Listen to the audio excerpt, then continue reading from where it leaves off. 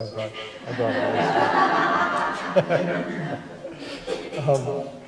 So I grew up, as maybe you did, or maybe you didn't, but I grew up in a traditional Christian church, and the Ten Commandments were something we heard about. You know, it was part of this main teachings before Jesus came along. And to be honest, most of my life have been kind of irrelevant in terms of I didn't think about it a lot. I mean, I grew up, in a family that didn't steal, taught that it was a bad thing to lie, to cheat, all the things that kind of are in there were things we just did. But it wasn't, I didn't do them because they were part of the commandment. And I didn't think about it a lot when I was younger. And so I decided to spend some time with those a while back and looked at them. And first thing I discovered, because I know a tiny bit of Hebrew, the first thing I discovered is that they're not and never were called the Ten Commandments in Judaism, and they're not called that in Hebrew either. They're called the 10 Words of God. It's actually Asoret HaDevarim. Devar is word, Devarim is words, so it's the 10 words of God, or you could also use that to mean the 10 sayings of God, which is a little different. There's actually a word in Hebrew for commandment. It's mitzvot, and mitzvah singular, mitzvot plural, and it's not that. It's never called that. So it's as if you know how Wanda sometimes reads poems from one of her favorite poets? If you had a poem or a set of sayings that you liked and quoted them, it'd be sort of like, here's some aphorisms, to guide your life with. These are the 10 sayings. Now also, just in case, because I've run into this sometimes, not so much here, but sometimes, if you think that because it's in the Old Testament, it now doesn't apply anymore, because there are people that legitimately have been taught that and think that. More people think that because it's a good excuse that they don't have to be responsible for applying it. But I just want to read you what Jesus said about these teachings of Moses, which were called the Torah. This is in the New Testament, Matthew 5:17, and Yeshua is talking about this, and he said, "Do not presume or teach that I have come to abolish the law or the prophets." That's pretty clear. I did not come to abolish them, but to fulfill them. And truly I say to you. Now in English, most of your Bibles will probably have that phrase in the New Testament when Jesus is talking a few times. Truly I say to you. Whenever that's there, that's an indication in the writing style. Pay attention to what follows. If you ignore everything else and drift off in your daydream, okay, but pay attention right here. This part's important. Truly I say to you, until heaven and earth have all passed away. Has that happened yet? Not one letter or stroke of the law shall pass. So he didn't think that this was out of date or going out of date. And then he goes on to say, anyone who nullifies any of these teachings or teaches others to do the same will be the least in the kingdom. But anyone who teaches them and keeps them will be the greatest in our Father's kingdom. That doesn't sound like it doesn't matter anymore to me. So, the 10 Commandments. What I'd like to do is read you the commandment, just a little short version, and then I'm going to give you kind of my understanding of that, which is just my understanding of that. So if it doesn't work for you, it's like, well, Stephen was way off on this one. But because, trust me, been way off on a number of things. But here we go. Another little distinction, by the way. In Christianity, the first commandment starts with, you shall have no other gods before me. And then because if you look, by the way, in that section, they're not numbered. It doesn't say teaching or saying number 1, teaching number 2. They're not numbered. It's just this continuous text. And actually, you can count them so that there's 9. You can count them so there's 11. You can count them different ways because they're not broken out into 10 sections. So Christianity says the first commandment starts with, you shall have no other gods before me. Judaism doesn't say that. Judaism says that the first introduction to this is a commandment or teaching, choose teaching, in itself. And the first thing that is said in this section is, I am the Lord your God. Judaism says that's the central teaching of this whole passage to follow. So, I am the Lord your God who brought you out of slavery in Egypt. That's the first commandment. Now, another interesting thing, I've mentioned this before, but you may not have heard it at the time I did. In ancient and modern Hebrew, there is a word for Egypt, and it's Mitzrayim. That means the country of Egypt. So that's the word that's used here. But in ancient and modern Hebrew, it's also just a common word. And do you know what Mitzrayim means when it doesn't refer to Egypt? You do. What does it mean? A place of constriction or bondage. Now I'm going to read this again. I am the Lord your God who brings you out of all your places of constriction and bondage. Suddenly that's a little more relevant, isn't it? I'm going to tell you one other thing too. In Hebrew, this is not just a Hebrew grammar lesson, trust me. But in Hebrew, there is no present tense to be verb. Like we could say, if somebody were out in the parking lot and they were talking to me on the phone, wanted to know where I was in the building, I could say, I am in the sanctuary. I now have I am as a present tense to be verb. No such thing in Hebrew. In Hebrew, I would literally say, I in sanctuary. And you would supply the am. Because Hebrew assumes if you're talking about anything, you're talking about right now. And if you're not, there's a past tense. And if you're not, there's a future tense. Otherwise, what you're talking about is right here, right now. Kind of an interesting assumption to start with, isn't it? My dog gets that, by the way. If I say Lennon's coming over today for class, Rafi runs to the door and wags his tail and then looks at me like, are you stupid? She's not here. Because he's present tense all the time. You know? So is Hebrew. All right. So when it says, I am the Lord your God, it doesn't actually say that. It says ani, which is a single personal pronoun, I.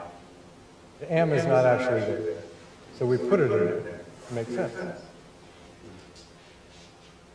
The word ani in Hebrew can mean I, or because we put in this verb, it can mean I am. There's not another way to say I am in Hebrew, so you have to say ani. But if you have the word ani followed by what we now say is Lord, which was actually 4 Hebrew letters, Yod He Vav He, that's a whole other set of teachings that Michael and I sometimes do. But ani Yod He Vav He is literally I, Yod He Vav He. We say that's Lord. So you could say I am the Lord. But because that's a word, I am, you could also quite literally and accurately translate the Hebrew in this very first introduction sentence to mean, I am is the Lord your God. That sound a little different? You know about the I am presence, the Christ presence, the inner light? I am is the Lord your God. That's what this says. Nobody ever taught me that. I don't know about you, but that wasn't something that my Sunday school teacher seemed to be aware of. They taught me a lot of other things. Don't chew gum in class. always pay attention. And more importantly than that, because sometimes we knock traditional Christianity, I think, and maybe unintentionally or maybe intentionally. They also taught me that God loves me, and if I got nothing else out of Sunday school, that's important. So what this first sentence or saying says, one way of interpreting it is, the I am presence is your Lord and God. And if you listen to that, it will take you out of your inner constriction and bondage. To drugs, to self-worth issues, to hostility, to anger issues, all those places that constrict and bind your soul. The key to getting free of that is to listen to this I am presence and make that your Lord. Because that's how the big God, the one that transcends all this other stuff, that's how it speaks to you, is through that I am presence. Okay, the second one. You shall have no other gods before me, and not make yourself any idols, or any likeness of what is in heaven, or on earth below, or in the waters under the earth, nor shall you worship them, nor serve them, because I am the Lord your God. So, my interpretation of that is, don't make anything in your life more important than that. So that sounds like I have to make God first in my life, but I'm going to reframe it just a little bit. I'm going to say, what do you make to be a more important priority in your life than love? Because doesn't the Bible say flat out, God is love? Yes, it does. So if God is love, if God is spirit, then what in your choosing every day in your life, what do you make to be a more important priority than the spirit of love? And sometimes the answer to that is my fear. I make that more important than my love. Sometimes the answer to that is my comfort. I make that more important than love. Sometimes the answer to that is my ego. I make that more important than love. So I don't want to look like a fool or weak or stupid. So I'm not going to do the things that love's inspiring me to do because I don't want to look like an idiot. I don't want people to reject me or laugh at me. I would do it, but I'm afraid. So I'm not going to. You think the apostles were never afraid? Look at any spiritual teacher or any of their disciples in history and look at the life conditions they were dealing with at the time and the society they were dealing with at the time and what happened to most of them at the time. You'd be hard-pressed to find any of the great spiritual teachers that we consider great in our history to not have been martyred. They didn't have an easy life. But fear did not control them. It wasn't that they didn't feel it, but it didn't control their choices. So one of the things I think this is saying is, if you make your wealth, or your business, or your reputation, or your fear, or your ego, or your comfort, any of those things, if you make them more important than love, then you're violating this teaching. And so I have violated it plenty. And almost every time I did, I would say every time, but maybe I'm forgetting one. Almost every time I've ever violated it, down the road, I paid for it. Not God punishing me, but I created suffering in my life I wouldn't have needed to endure if I had followed what I was inspired to do in the first place. Third commandment. You shall not take the name of the Lord your God in vain, and God will not leave unpunished those who does take his name in vain. I was taught growing up, don't swear. That's a bad thing, brother. Don't do it. And the people that taught me that, for the most part, didn't, unless they were working on a car. Then I heard some words I never heard at any other time. What does that mean, Dad? Never mind. Some of you had dads like that. Yeah, so there's also a teaching that it has to do with taking oaths. We should not take oaths and use God's name as a binding oath. There's also a teaching that it may mean hypocrisy, that we shouldn't claim to be doing the work of the Lord when in fact we're not really doing it, and we're not living up to what we're telling others they should be doing, but we're not doing it. So there's lots of good teachings around that, but I'm going to give you a slightly different one. What if taking the Lord's name in vain means you're not doing what God's asking you to? You have the Lord's name. That's in you. That spirit, that essence of God is in you. You bear the Lord's name wherever you go, whether you think so or not. So, does your life reflect that that's who you are? And that that's the name you're bearing? You know, my dad, when I was real little, family was really important to my dad. And my dad would oftentimes, if I behaved in a certain way, particularly in public, if I behaved in a certain way, and he would correct me and stop me from behaving in that way, would say, "We don't do that." Any of you heard that ever? Yeah, we don't do that. And he made it really clear to me that it was not just when he was watching, but I was a representation of his family when I was out in public. I stood for something. And how I behaved reflected on everybody in the family. And in my neighborhood, back then, everybody knew everybody else. So I couldn't get away with anything because everybody would tell everybody else's parents if we did something.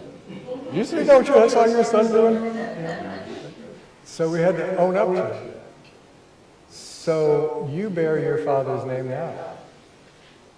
And if we are not really doing what we feel called to do, and it doesn't mean, I don't mean we have to be perfect, I don't mean that at all. I mean though, there are times in your life where you really feel called to do something. You feel called to step forward and volunteer at this church.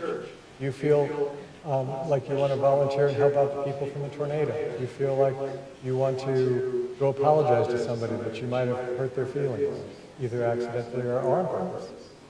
And you want to apologize to them. You feel like you're being inspired to do something, and then something in you resists that and goes, no, I'm not going to do that. For whatever reason that you can come up with, we don't do it. Sometimes it's not particularly fear or ego or whatever, in the sense that we talk about all these things so much. Sometimes the reason we don't do things is we just tell ourselves, well, I don't know how. I don't know how to do it. If you think back, you've been taught lots of things. You've been taught to read, you've been taught mathematics, you've been taught about the Bible, you've been taught about unity concepts. You've been taught lots of things, but do you know how you learned most of the things you know how to do? Not the things you believe, but the things you know how to do, is you did it. I could stand here and tell you how to ride a bike all day long if you've never ridden one. And you could understand the concept, but you can't ride a bike. You got to ride the bike to learn how to ride the bike. You can hear about spiritual teachings all day long and get them and even believe them. That doesn't mean you can do them. You got to apply them in your life. That's when you learn them. And that's when you learn their power also. So, moving on. So we're up to 4. Remember the Sabbath day and keep it holy. 6 days you shall do all your work. On the 7th you shall make a Sabbath to God and not do any work. Not only you, but your spouse, your son, your daughters, your male servants, your female servants, your cattle, your residents, anyone who stays with you. It's pretty comprehensive here. In 6 days, God made everything in the heavens and the earth and the seas, and then rested on the 7th. You are to rest on the 7th day and make it holy. So, you heard earlier in the reading a quote. It's up here too, I think. Yeah, still up here. Psalm 46:10. Be still and know that I'm God. The word "still" there, the adverb "still," in Hebrew is an adverb that means stop struggling. Stop struggling and know that I'm God. So this passage to me of keeping the Sabbath, to me, the spirit of this is stop fighting against your life and give yourself 1 day a week to disengage from all your worldly responsibilities and remember your source. And do things that draw you closer to that. Whether it's prayer, meditation, study, getting together with family, hanging out with friends. It doesn't have to be a spiritual thing. It has to be something that helps you connect with your source inside. And stop worrying about your life just 1 day. Just 1 day. The next one is 5. Honor your father and mother so that your days may be prolonged in the land that God gives you. So obviously that's about respecting and honoring your parents. And I'm going to add another piece to that. I think the way we honor our parents is to carry on the good that they taught us, the character principles, the morals that they taught us, to carry those on. And the mistakes that they made, to forgive that and not repeat them. That's how we honor our father and mother, to me. The sixth one is, you shall not commit murder. And no, it does not in Hebrew say you shall not kill. It does not say that. That's been taught a lot. Many Bibles actually say that. That's incorrect. It says you shall not commit murder. Murder's different. If there is a rabid dog about to attack a child, and you cannot stop the dog except by killing it, and you kill it, that does not violate any commandment or any teaching. And if we do the same to a human being, it doesn't either. Like it or not, believe it or not, you don't have to say that's a good thing, and you can totally disagree with me, but I'm telling you, the Hebrew makes it really clear. Moses himself, Moses was watching one day as an Egyptian slave master was beating a Hebrew half to death, and probably would have killed the guy, and Moses stopped him. Do you know how he stopped him? He killed him. There's no repercussion for that in the Bible, and there's no condemnation of it anywhere in the Bible. Was that murder? No. No. That was killing. Killing in self-defense is a hot topic, especially these days in our violent culture. But biblically, self-defense is considered a duty. And murder is a willful taking of an innocent life. They're not the same. Or let me give you one more example. Somebody decides that they don't like the way this person looks or the way they think or how they vote or whatever it is they decide about them, and they get in an argument with them and they kill them. So good riddance. That's murder. The same person that they killed is in the process of trying to stab their wife to death, and they stop them, and in the process of stopping them, kill them. Is that murder? No. Same action, the guy's dead. Different intent.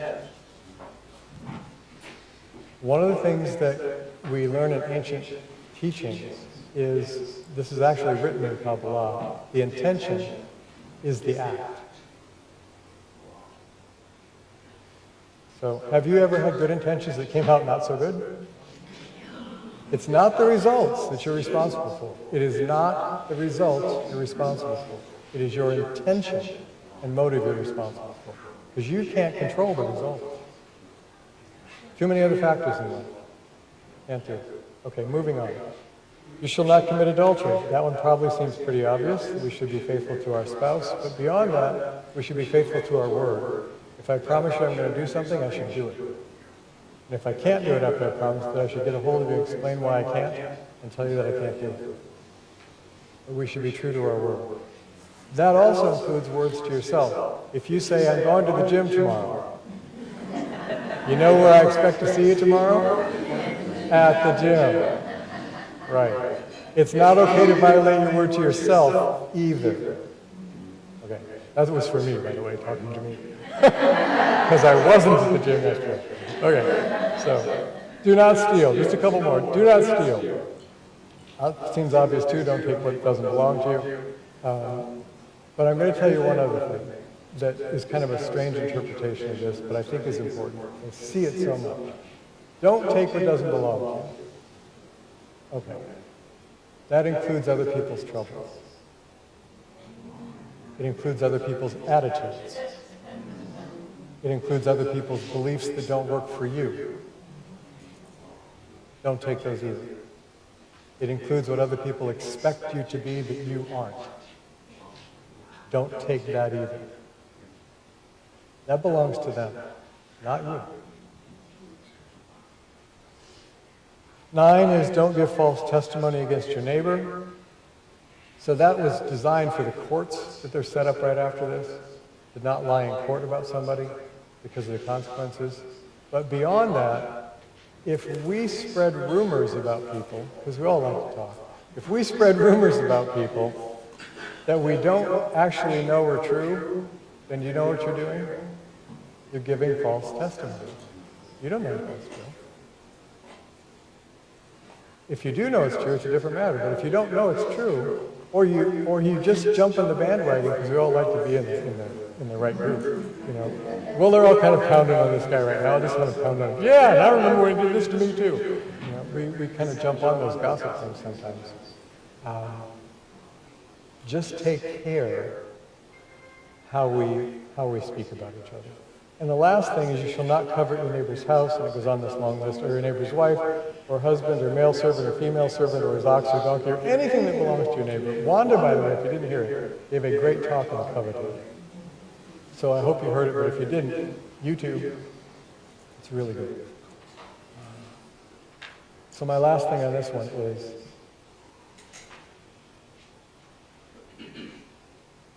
it's an aspect of coveting.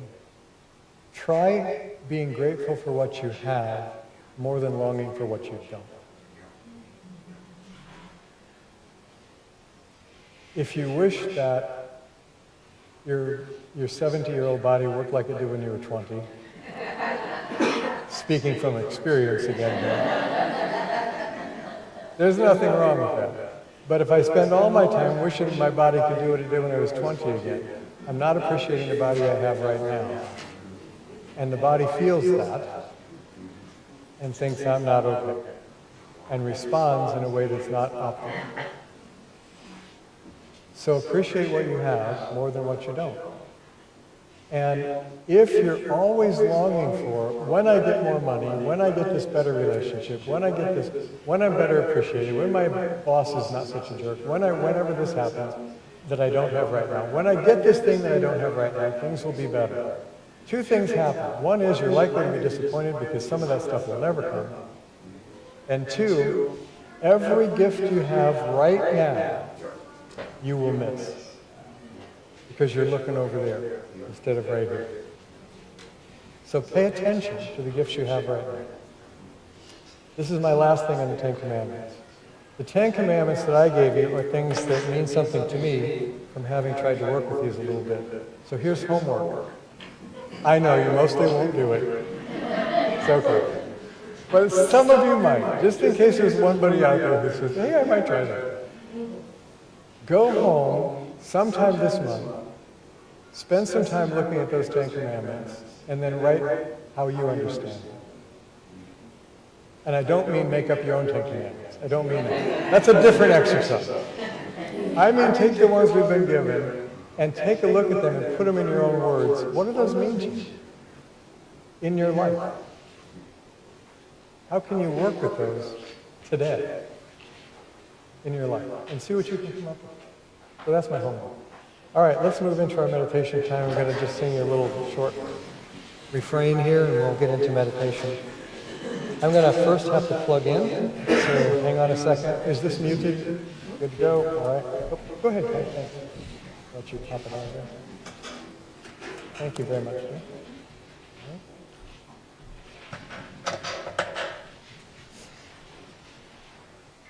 One rule in music, unless you're playing everything unplugged, is that you have to first connect. This is also a life rule.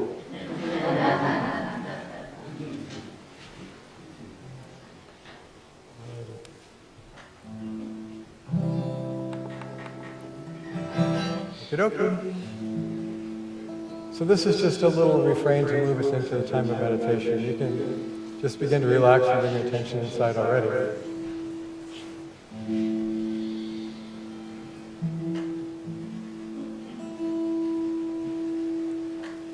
I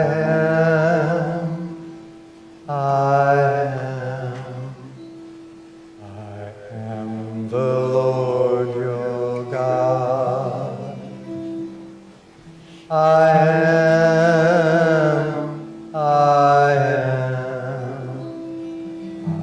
am the Lord your God. In your times of sorrow, in your times of fear,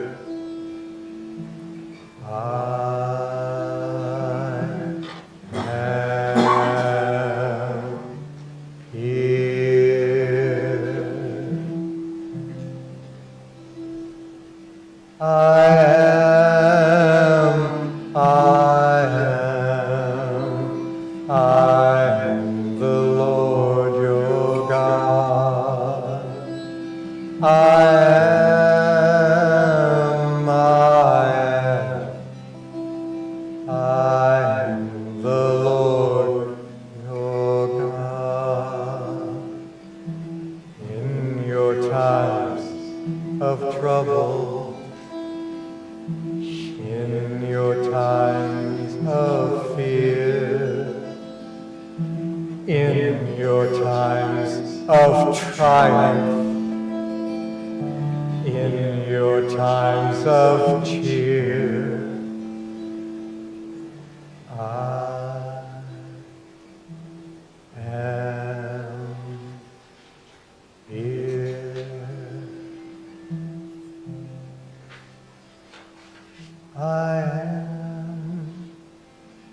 I am the Lord your God.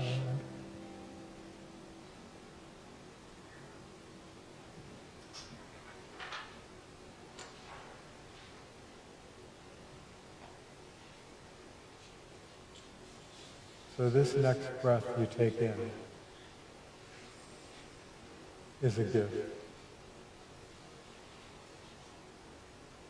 The next breath you're able to release is a gift.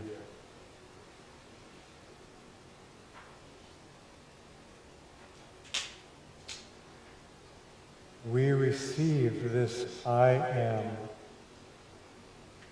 this Christ presence, as a gift.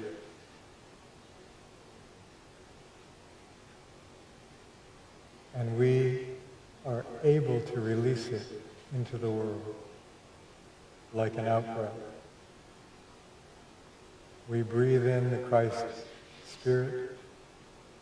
We breathe out the Christ in manifestation.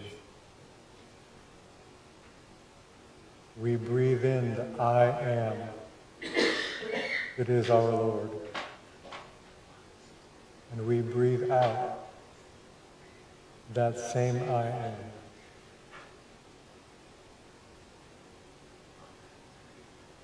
And whatever we put after those words has power in our life. I am a child of God. I am worthless. Both of those have power when you put it after I am. I am healthy, happy, whole, and grateful for my life. I am miserable, alone, and without hope in my life. None of those mean anything until we put I am in front of them and claim them as ours.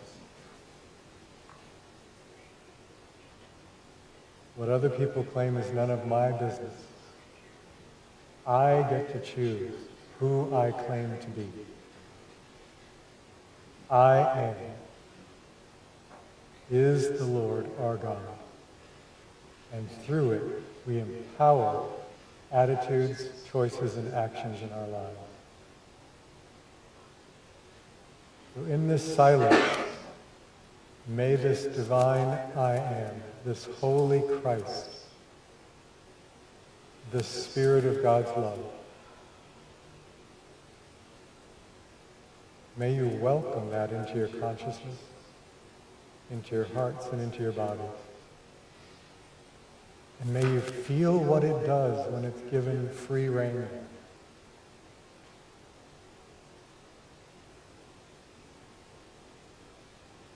The power and the peace, and the love and the joy that are given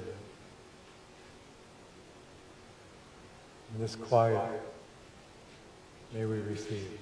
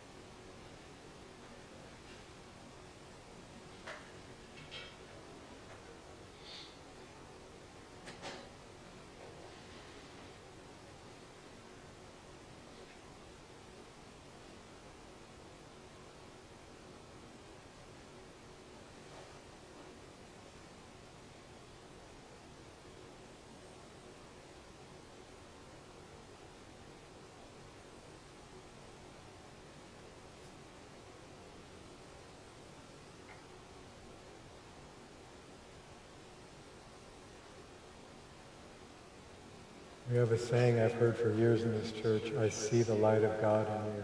I see the Christ in you. A wonderful affirmation. Now try this: I see the light of Christ in me. And through it, I behold the light in you.